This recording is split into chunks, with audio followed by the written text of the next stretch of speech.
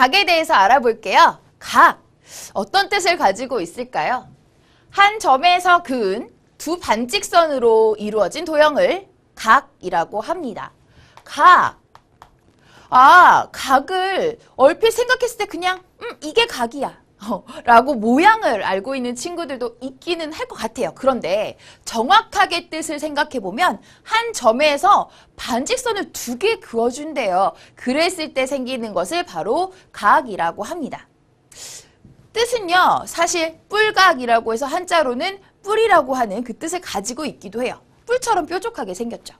자, 그럼 조금 더 자세하게 알아볼게요. 그림의 각을, 여기 그림이 있습니다.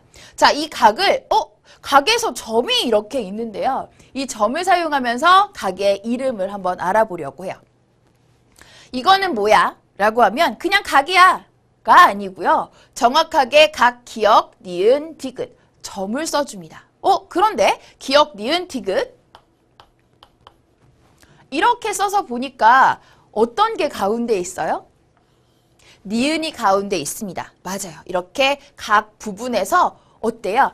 한 점에서 그은이라고 했죠? 그 시작되는 점 쪽에 있는 그것을 바로 가운데다가 넣어주는 거예요. 그러면 얘가 가운데 들어가기만 하면 되니까 이거 순서 바꿔주면 안 되나? 됩니다. 각, 디귿, 니은, 기역이라고 표현을 해도 괜찮아요.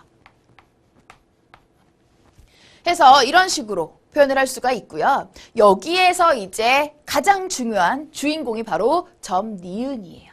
점, 니은, 이것을 각의 꼭지점이라고 합니다. 각의 꼭지점. 됐나요? 이게 바로 주인공이에요. 그래서 이 부분, 여기 있죠? 여기 조금 더 가까이 볼까요? 여기를 각의 꼭지점이라고 해요. 도형에서 보면은요, 뭐 꼭지점도 있고 변도 있고 그래요. 근데 각에서 해당되는 이것을 바로 각의 꼭지점이라고 합니다. 자, 그렇다면 이제 여기에서 우리 한 점에서 그은 두 반직선으로 라고 했습니다.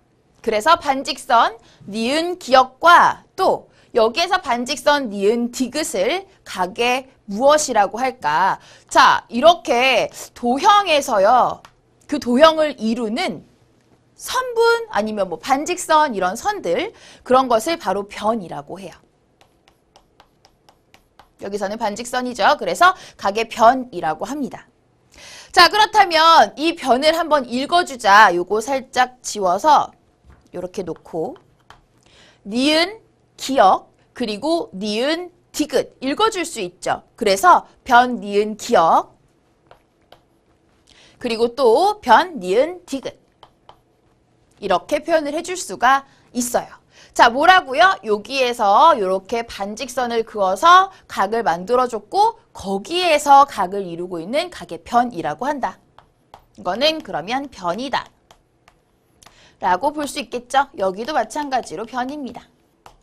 자, 그렇다면 요거 각의는 뭐 지워도 되고요. 꼭지점, 변 이렇게 이루어져 있다라고 하는 거는 알 수가 있겠죠? 요게 바로 각입니다. 그런데 각을 우리가 직접 그려보고 싶기도 해요. 그럼 어떻게 그려야 될까? 바로 각을 그리는 내용 같이 알아볼게요. 자, 우리가 각, 기역, 니은, 디귿을 그려볼 겁니다. 주인공이 누구죠? 바로 점, 니은이에요. 그게 바로 각의 꼭지점 부분이잖아요. 거기에 뾰족한 각이 생길 거예요. 자, 그러면 어떻게 해준다? 먼저 세 점을 찍어줘요. 점, 기역, 점, 니은, 점, 디귿을 찍어요. 잘 그려준 다음에 여기에서 이제 반직선을 그어주는데 이 각의 주인공, 그러니까 각의 꼭지점, 니은 있잖아요. 그래서 반직선, 니은, 기역을 그려주세요. 그리고 나서 반직선, 니은, 디귿을 그려주세요. 이렇게 하면 그러면 각, 기역, 니은, 디귿이 완성됩니다. 자, 이렇게 각에 대해서 알아보고 또 그리기까지 해봤어요. 잘 정리하세요.